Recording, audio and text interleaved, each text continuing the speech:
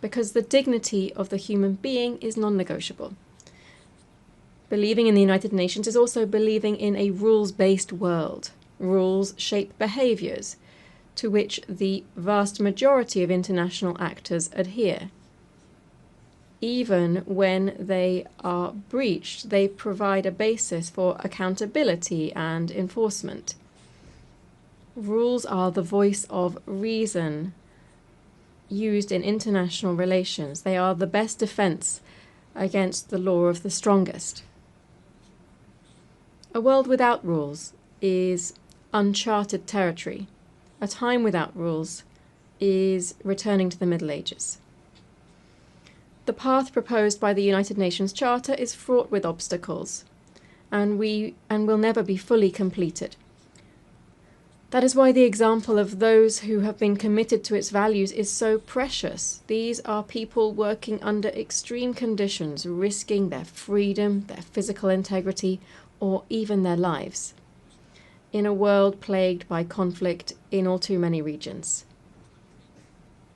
We see this in Europe, in Ukraine, where war has been unleashed by Russia's unprovoked and unjustifiable aggression, violating the country's sovereignty and territorial integrity. Peace in Europe will not be possible without justice and accountability. Spain will continue to support all efforts aimed at achieving a just and lasting peace, grounded in the principles of international law, respect for human rights, and accountability. We also see this in its full severity in the Middle East, in Palestine, in the Gaza Strip. We cannot remain silent or look away from the devastation, the bombings, including of hospitals, schools, and places of refuge. In light of the countless civilian deaths, famine, starvation, the forced displacement of hundreds of thousands of people. To what end? These are abhorrent acts that stand in stark contrast to everything that this forum represents. They offend human conscience and shame the entire international community. Spain is a nation deeply proud of its Sephardic roots. When we speak to the people of Israel, we speak to a people of brothers and sisters, a people who, when they return to Spain, to Córdoba, Toledo, Seville, Barcelona, and so many other places, come home. This was the spirit behind the 2015 law, which was passed with broad consensus, granting Spanish nationality to descendants of Sephardic Jews originally from Spain. It is for this reason, and it is so difficult for us to understand, that we are so pained by the actions of the Israeli government in Gaza. We therefore cry out, we implore, we demand, stop this massacre now. No more deaths in the name of a people that is so wise and ancient, who have suffered so greatly throughout history. Let us be clear. We unequivocally condemn the heinous terrorism of Hamas, especially the brutal massacre of the 7th of October 2023 against the Israeli population, and we recognize Israel's right to self-defense. But with equal strength, we demand that the Israeli government fully uphold international humanitarian law throughout Gaza and the West Bank. We demand that humanitarian aid be delivered without delay, that a ceasefire be established with guarantees, and that all hostages still held by Hamas be released immediately.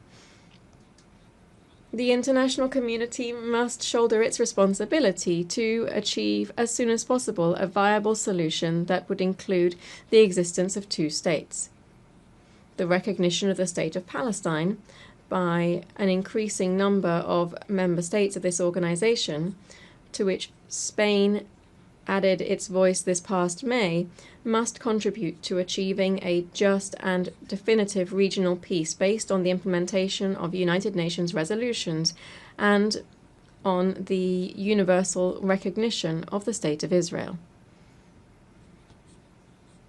President, delegates, as we know, many conflicts are both caused by and result in resource scarcity, state fragility, and inequality. The gap between current realities and the fulfillment of the 2030 Agenda remains vast, and the current funding shortfall for sustainable development exceeds $4 trillion per year. The call for efficiency and resource optimization made at the 4th International Conference on Financing for Development that we held recently in Seville must be sustained. Accordingly, Spain, in line with the consensus-based commitment adopted there, has launched the Seville Plan for Support to Multilateralism. We have increased our contributions to international development funds, and we have reaffirmed our commitment to defending human rights, gender equality, and the environmental transition, which are central and distinctive elements of our foreign policy. Allow me to briefly address each of these three areas. First, human rights. Spain is, as of this year, a member of the Human Rights Council, enabling us to continue advancing causes such as the fight against racism, the abolition of the death penalty, and the promotion of economic, social, and cultural rights, while at the same time persisting in the struggle against all forms of discrimination. Because we support plural, open societies in which all citizens participate, and we are concerned by the erosion of democracies, the growing disaffection towards values that are essential to democratic coexistence. In these confusing times, which are testing our capacity for dialogue, we must remain steadfast in our commitment to these values. In harmony with these principles, we believe that immigration, when properly managed, is a vector of mutual development for countries of origin, transit, and host countries. We believe that the human rights of migrants must, therefore, be the principal reference for our actions. Therefore, we fully support the implementation of the Global Compact on Migration and the Global Compact on Refugees. Secondly, I wish to refer to gender equality. This year marks the 30th anniversary of the Beijing Declaration and Platform for Action. It is therefore a fresh opportunity to reaffirm our commitment to real and effective equality. This is not merely a step forward in human rights, but above all, a matter of justice. Spain aspires to remain a global beacon in areas such as sexual and reproductive rights, the fight against sexual and gender-based violence, and the increased participation of women in leadership roles and in decision-making processes. Third, the environment.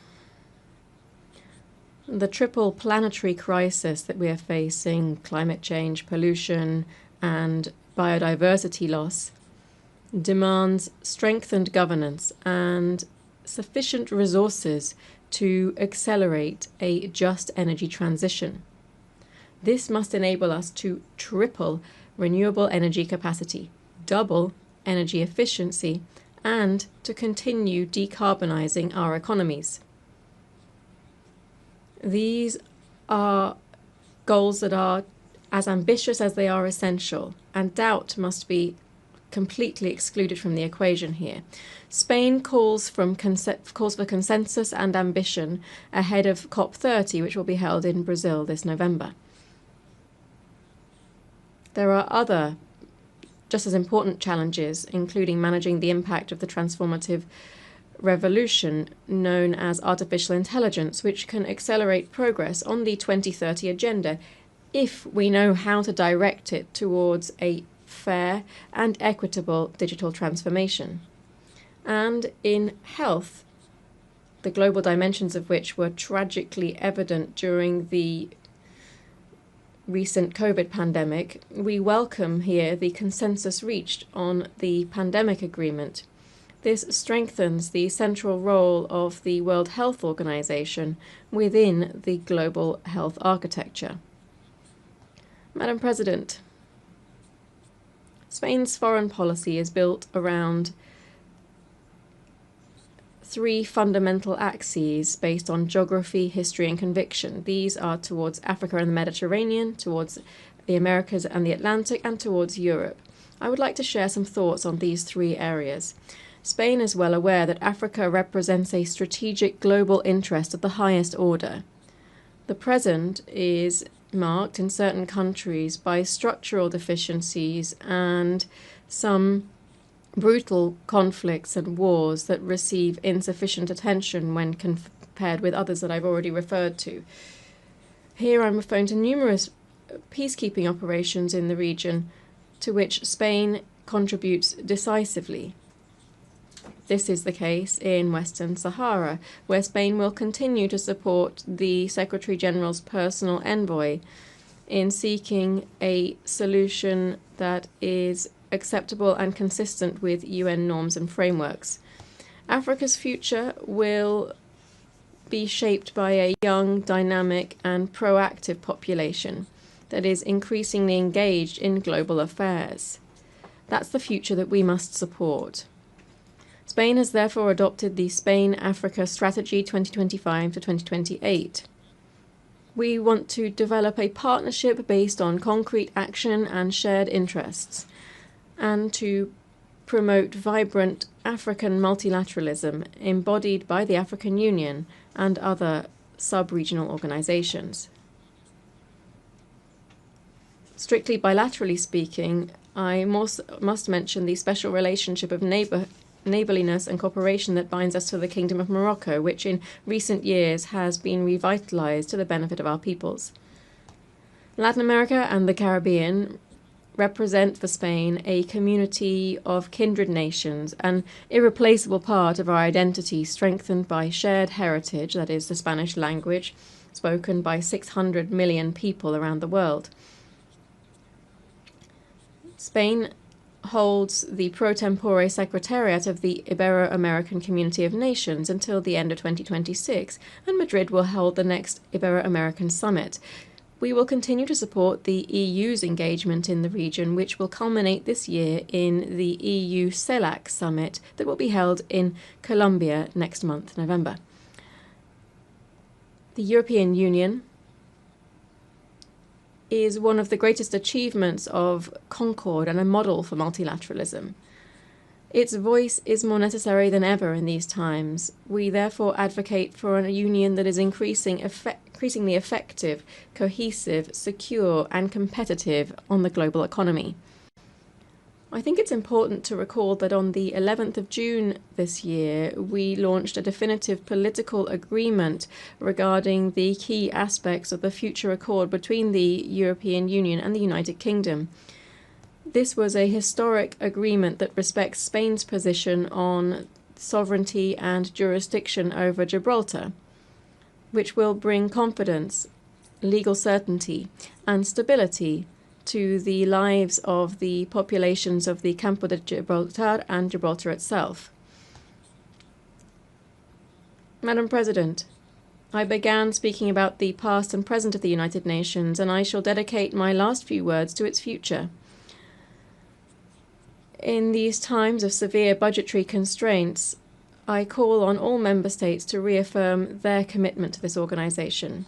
I encourage all of its personnel, led by the Secretary General, to persist in their enormous efforts towards efficiency and effectiveness, prioritizing those areas whose neglect would represent an unacceptable breach of the ethical standards that must always guide their work.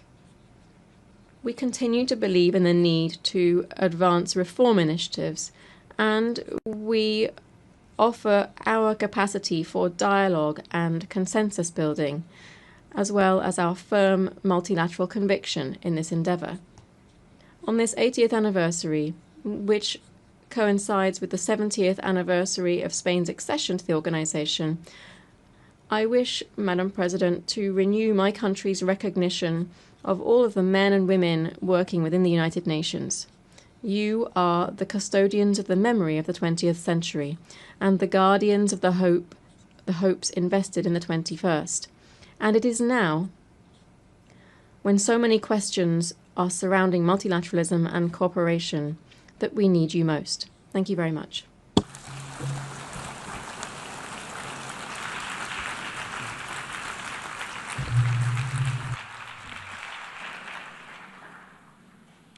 Au nom de l'Assemblée générale, On behalf of the General Assembly, I wish to thank the King of Spain. The Assembly will now hear an address by His Excellency Volodymyr Zelensky, President of Ukraine. I request protocol to escort His Excellency and invite him to address the Assembly.